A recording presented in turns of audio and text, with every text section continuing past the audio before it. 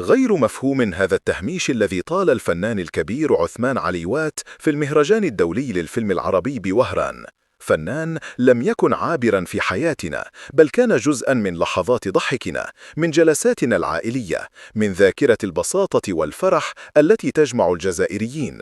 عثمان عليوات ليس مجرد اسم، بل هو مدرسة كاملة في الأداء، روح خفيفة وحضور صادق لا يتكرر. إذا كان هناك من يستحق تكريما بحجم الأوسكار الجزائري فهو حقا عثمان عليوات، لأن الناس أحبته من القلب.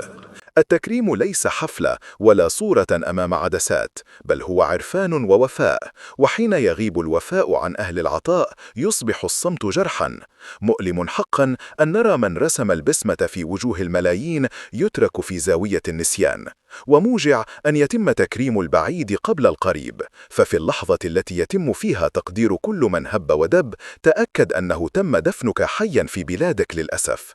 ارحموا من زرعوا الفرح في هذا الوطن، وأعطوا لأصحاب الفضل حقهم قبل فوات الأوان.